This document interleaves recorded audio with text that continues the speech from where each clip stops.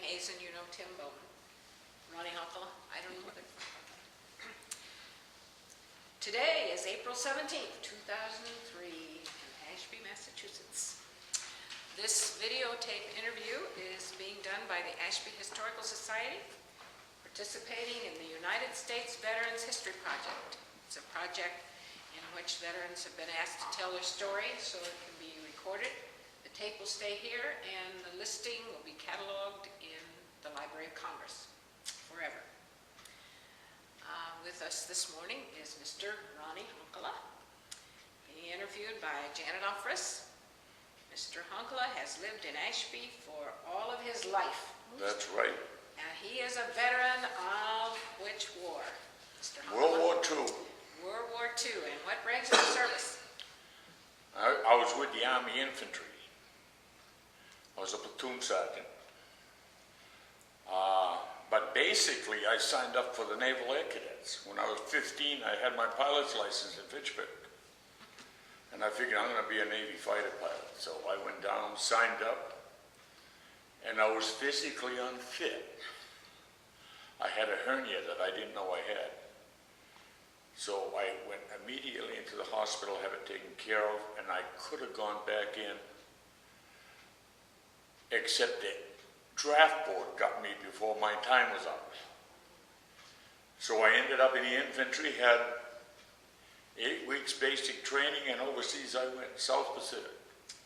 So what year was it that you went in?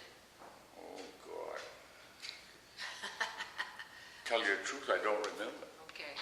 But it was towards... and it was only 8-week training and you were shipped out? That's right. I had, in all the time I was in the service, I had 30 days furlough. And that was after basic training, I came home for 30 days and overseas I went. That's all I ever had. When I came back to the States, they let me out and that was it.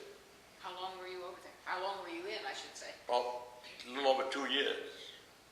And they shipped you right out to the Pacific? Oh, yeah. Of course, you went to California then, I suppose, shipped out from California? Camp Adair, Oregon Oh. is where I went, and then we shipped out. From there, ended up in the Philippine Islands, and that was interesting. Well, now, what stage would this have been in the Philippines? Was this after MacArthur, or? Yeah, I think it was after MacArthur. It was towards the end of the war when I was in the Philippines. And it was kind of busy at times. And then from there, I was supposed to come home. I had enough points to come home twice. And they said they needed me in Korea. This was before the fighting. Before the fighting. So I was shipped to Korea. And then I got the job of checking the maps up to the 38th parallel. And I had a Japanese-American soldier with me as an interpreter. And got to see quite a bit of Korea. And this was before the war then? Before the fighting. But the 38th parallel was important at that time? Oh yes, it was. That divided the North from the South. Okay. But I did a lot of hunting out there while I was there. What kind of? We had deer, wild boar, and tigers. The regular Bengal tigers. I never saw one, but I saw plenty of deer and I saw plenty of wild boar. In fact, those boar got pretty big. One I got weighed 550 pounds. What did you do with it? We brought it to the mess hall and we all ate it. So, was it good? Oh, excellent. Was it good? Oh, it was very good eating. Good eating, huh? Very interesting. So, let's go back to the Philippines. What were some of your experiences there, and what were you doing? Well, to begin with, when we were going overseas in the ship, with a troop ship, you got a bunch of guys on there, not much to do. So I used to box, and I got on the company's boxing team. And Nobody ever beat me, by the way. Champ. So anyway, I was also on garbage detail, was our board ship. And one night we're dumping the garbage overboard. And you did it at night so the subs couldn't follow the mess on the sea and find out that the ship had passed. And then we were notified that there was a sub in the area, so they started zigzagging with the ship. And we dumped the garbage over the fantail, and I'm feeling my way back along the rail to my quarters, where I'd go down the hatch and down below. And I hit my knee on, they have two very large posts next to each other on the forward and the back end of the ship, where they tie the big ropes when they're in dock. Well, I hit mine, it was night and there was blackout regulations, so it's dark as the inside of your hat, and I hit my knee on one of those posts, put my hands out to catch myself, and the post come up between my hands, took all my teeth out in front. I rolled over on the deck and I spit, and there was teeth everywhere. And that's the way I went through the whole South Pacific with no teeth in the front. And when I got in the ring to box again, after I felt a little better, the guys used to holler at me, "Hey, Hon, go ahead, get in there. They can't knock your teeth out."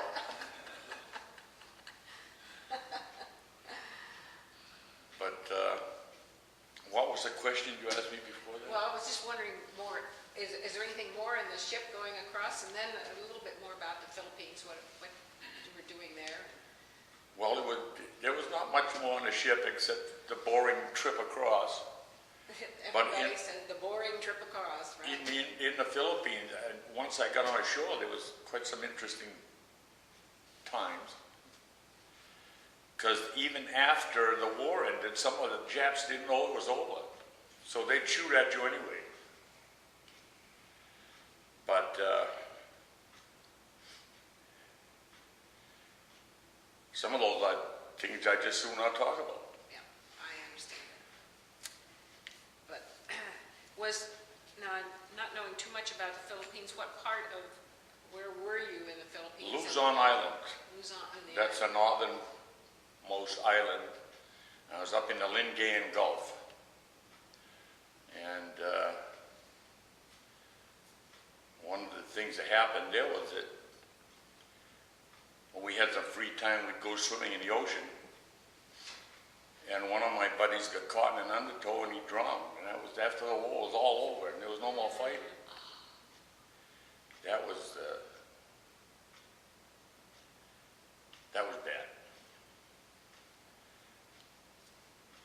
So how old were you when you went in? You say you were 18 years old. 18. I signed up for Naval Air Cadets when I was 17. And I was trying to, get things rolling so I could get in there. But it never did happen. Yeah, so you were drafted. Yeah, and I got the other end of the stick, the infantry. Right. Other end. Well, I'm curious about how you stayed in touch with your family, with things back here in Ashby. I remember they had the town pump. Was that sent to you, the newspaper? Yes, from I got Ashby? that. And some of your I used to buddies? write home. Yes. And it wasn't the best, but I used to write home and finish to my folks. And I don't know if I could even read it anymore today. I remember, well, perhaps that was good, because I remember during World War II that your letters were censored. Yes. And sometimes wrote in code if you had a code system with your parents. I was also told, the same thing, that because I wrote and finished, they didn't have any Finnish interpreters, so they took the letter. They took them. They wouldn't send them. Well, they that's didn't- true. They may have thought that you were doing. Yeah, they didn't know what I was telling them. Sending some secret information. So then your parents a lot of times probably didn't get the letters. That's right.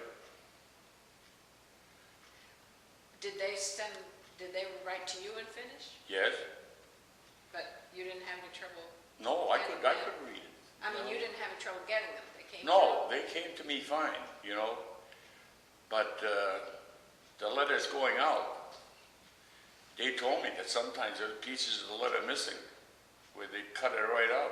Right. I don't know what I said that wasn't so good, but anyway, they cut it out. Well, you must have met, have you kept in touch with any of the people that were in with you? I have, but And not. what division or what was the name of your? 1st Infantry, 6th Division. It was actually George Washington's original outfit. Is that right? Yes. And I went over as what we used to call a yard bird, a buck private. And I was only there about maybe 3 or 4 months when I was a sergeant, and then from there I went up very quickly to platoon sergeant. And we had one guy in the outfit that was 23 years old. We used to call him the old man. It was a young group, wasn't it? Oh, it was. Yeah, young guys, that's for sure. Well, what stands out in your service that you really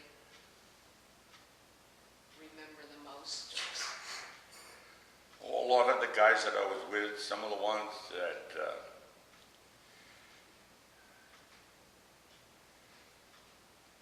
I remember the most are the ones that didn't come home. But it was a real, thorough education for me. I'd never left Ashby for any army. It's there's a lot more to the United States than Ashby.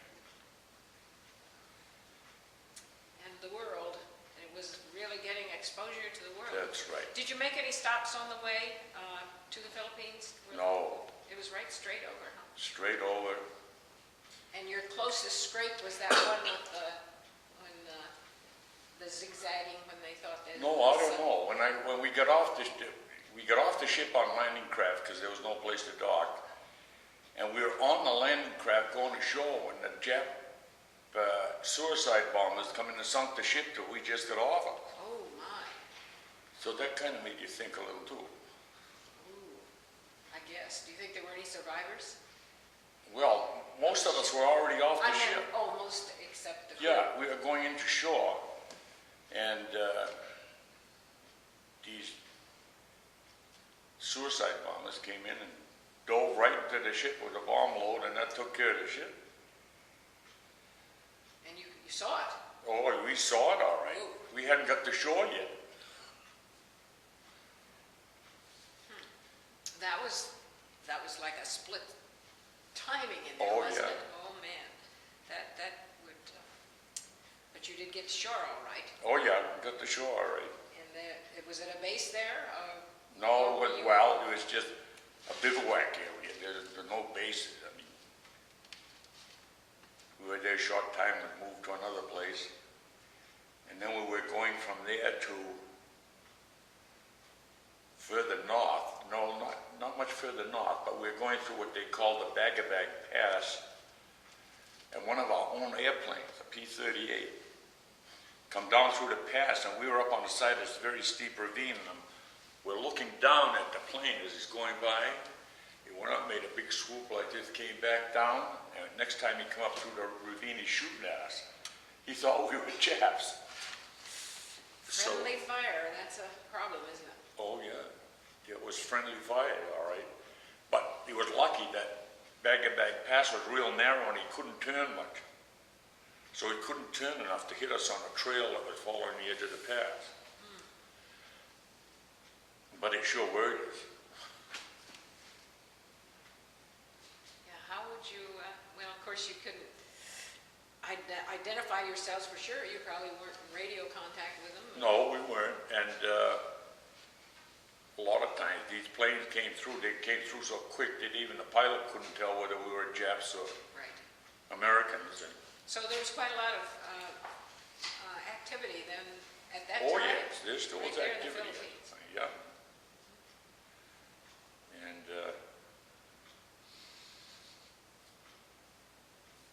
then we went to Korea. They have terrific high tides in Korea. They're about 30 feet high, the tides. So when the ship pulled into where we unloaded, the tide went out, the ship rested on the bottom of the ocean. It wasn't even in the water when the tide went out. And the tide had to come back in and it would float again. But, So when did you get off? When the tide was out or in? oh, when the tide was in and it was up, we'd get off. And we got on shore, and the very first couple hours we were on shore, this little kid come over. And we all set for combat then, because we didn't know what we were going to find. We were the first ones on shore. And this little kid come up, and we used to have these ammo belts on us, and we had grenades on the belt.